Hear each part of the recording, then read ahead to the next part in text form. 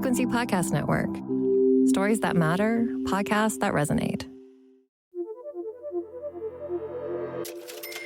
Every economist on edge. High living costs. The real estate market is showing an erosion. Canada's economic struggles. Value of the loonie against the greenback. And rising unemployment. Canada's economy is sliding dramatically.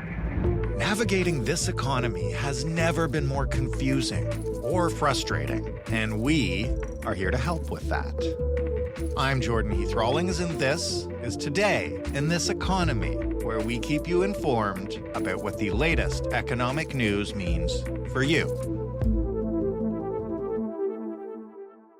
You may have seen headlines recently about the September jobs numbers from Statistics Canada. The big headline is that employment rose in this country by 47,000 jobs in September, while the unemployment rate fell 0.1 percentage points to 6.5%. But that doesn't tell the whole story, because at the same time that we were gaining 47,000 jobs, the labor force participation rate was falling 0.2 percentage points to 64.9% in September. Now, those are a lot of numbers, and they're intended to show you the big picture of the Canadian job market, but I wanted to understand how that big picture impacts people who may be seeking a job right now, or even people who are currently holding down employment and wondering if they can leverage this labor market for that raise and promotion they've been waiting for. In order to do that, I'm sitting down with Emily Durham, a Toronto-based career coach and the host of the Straight Shooter Recruiter podcast. Hello, Emily. Hello. Thank you so much for having me. And you know I love to talk numbers, so I'm excited for us to dive in. Well, let's start with the numbers then. Full-time employment went up, job participation is down. Give us those numbers in a little bit of detail and tell us what they reflect about the state of the Canadian job market right now in October of 24. Absolutely. So first thing I want to say is we're trending positive. I don't want to say we should be happy dancing, but we can definitely start to shimmy. So basically what all of these numbers mean is really interesting. So employment going up is super positive. We've actually seen almost 47,000 new jobs be created in the last couple of months. That's nearly double what we've seen over the course of the summer. So big thumbs up there. What's interesting though is if we look at that number in a vacuum, we're actually losing a lot of really important context.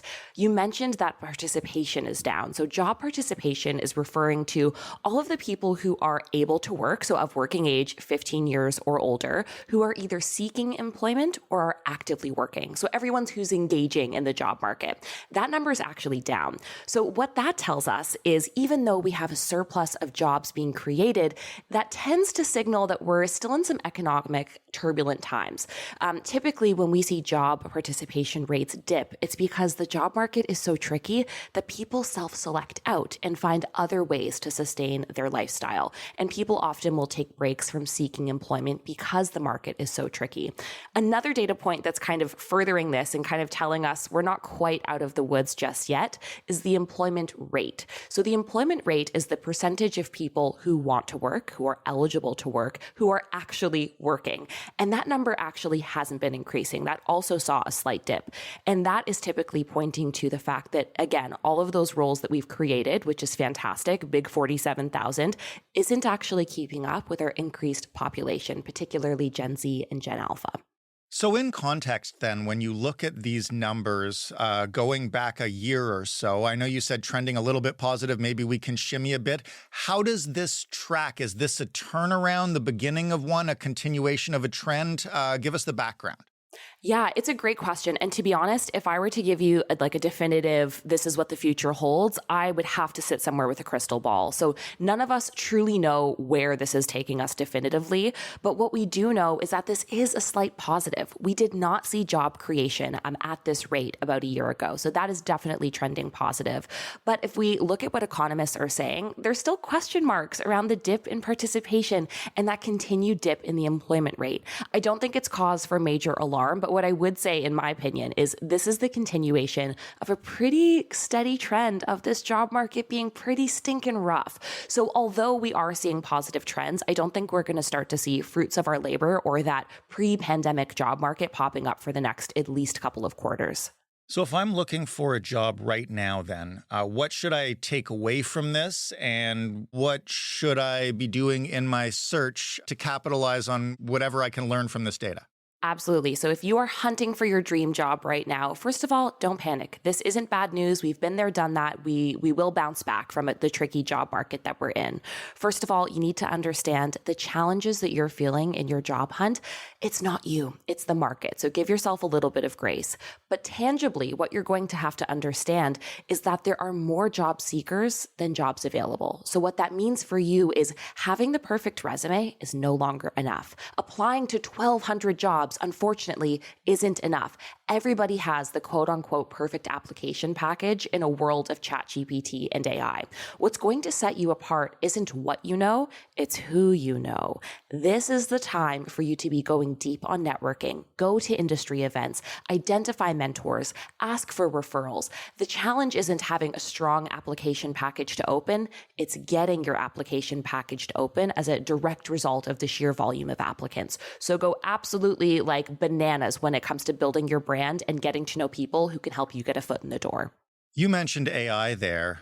I've heard a lot. I haven't been looking for a job in quite some time, fortunately, but everything I read about AI and recruiting has me terrified for when that comes up and the idea of trying to get recognized in that world. Can you explain a little bit for those of us who have been not searching for a job for a while, how it's changed that recruitment process? Absolutely. So there's two major changes that we're seeing. Number one is how recruiters are using their applicant tracking systems, which is the system where your resume is going after you applied.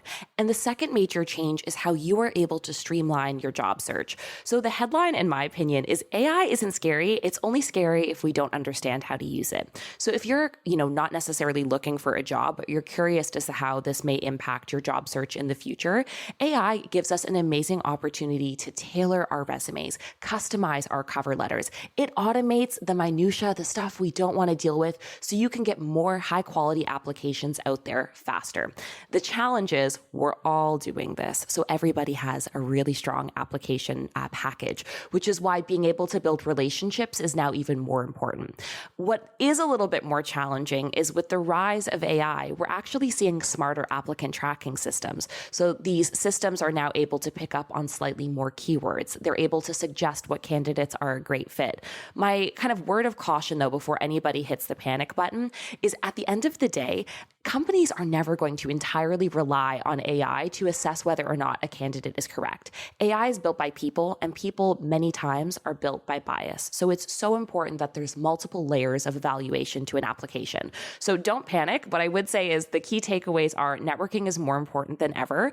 And yes, maybe there are systems that are going to take a finer tooth comb into your resume, but you also have AI on your side to make sure you have a smart resume that's going to get read by those systems. Okay, so if I am already employed and this is the time of year that you're about to have your year-end conversations, let's say I'm looking for a promotion or a raise, how does the recent context of the labor market matter to me in that situation? It's a good question. And this is a bit of a complicated one. And sometimes I think I have a hot take on this, is the job market is always going to be in flux. What this means is there's probably a lineup of 100 people who want your job. But if your employer is going to punish you for asking for a raise, for asking for additional opportunity or promotion, and I hear this a lot where my clients are scared if they ask for a raise, their employer is going to fire them because they're too expensive, and they'll hire one of the hundreds of others that want their job.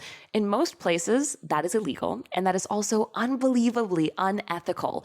So although nothing exists in a vacuum, if you are gunning for that next opportunity or that opportunity to grow your career, what's happening with the external talent market shouldn't be at the forefront of your employer's mind. They shouldn't be thinking, who can I hire to do more for less money? That's not the mindset. And if that's the employer you're at, I implore you, let's get you to start applying.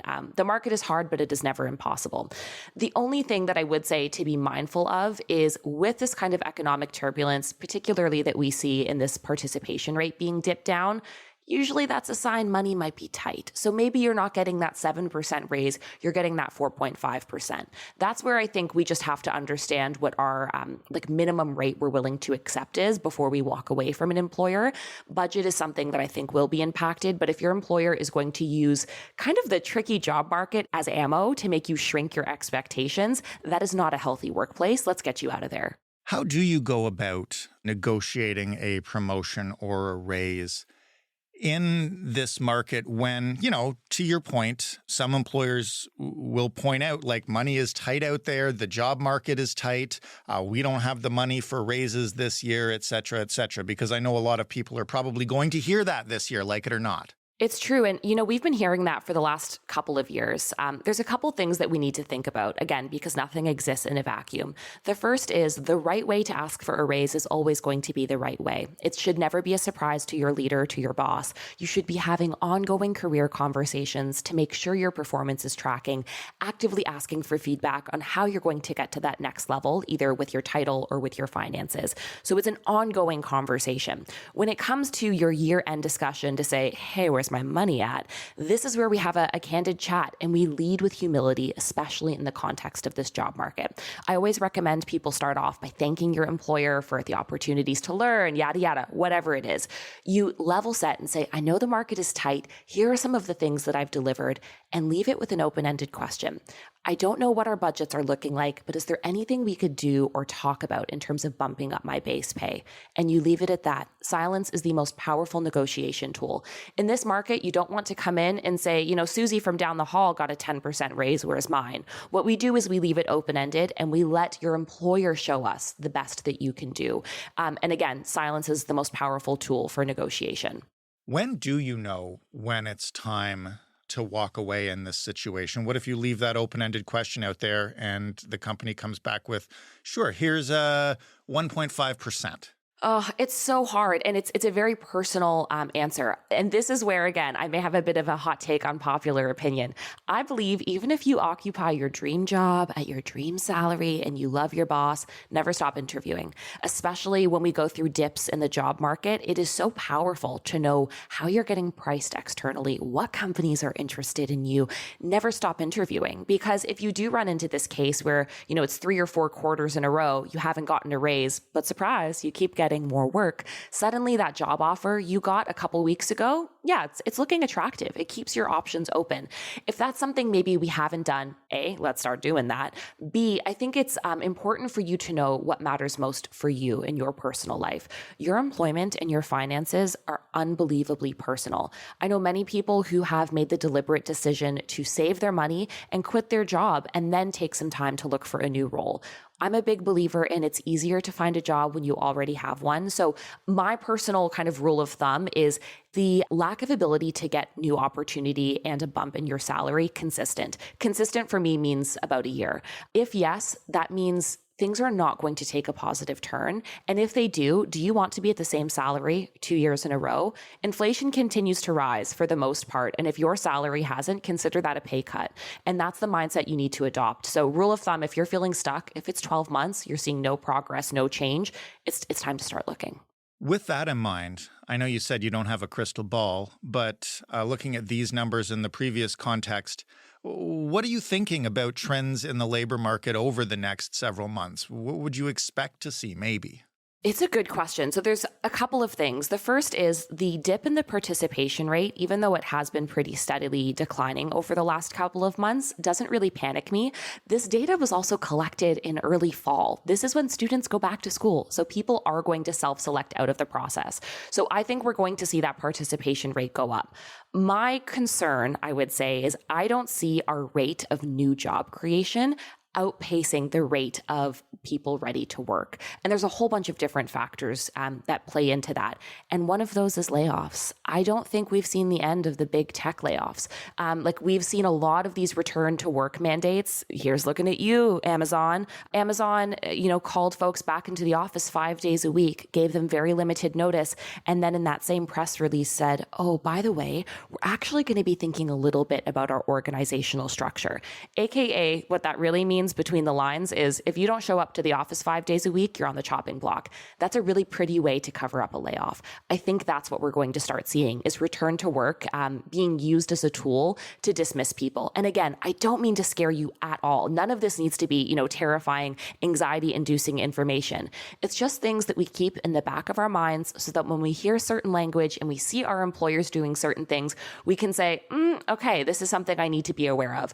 My concern with these layoffs and these hidden layoffs is I actually think that job creation rate isn't going to be as steady over time, especially as we head into these layoff seasons, which unfortunately tends to be January. So I do think that's something that's not keeping me up at night. But again, if you are in an employer where there's rumors of return to work, be very thoughtful about the language your employer is using right now. Emily, thank you so much for this. It's super helpful. Thank you. That was Today in This Economy. And if you have an idea for an episode or a personal finance question, we want to hear from you. To get in touch with us, email hello@itepod.ca, or you can call us at 416-935-5935 and leave us a voicemail. But if you'd like us to play your voicemail on the show, you got to tell us that, because we won't run your audio without your permission. This episode was produced by Robin Simon with sound design by Matt Kesselman. Stephanie Phillips is our showrunner. Mary Jubrin is our audience development lead. Diana Kay is our business manager. And I'm Jordan Heath Rawlings, your host and your executive producer. Thank you so much for listening. We'll talk to you next week.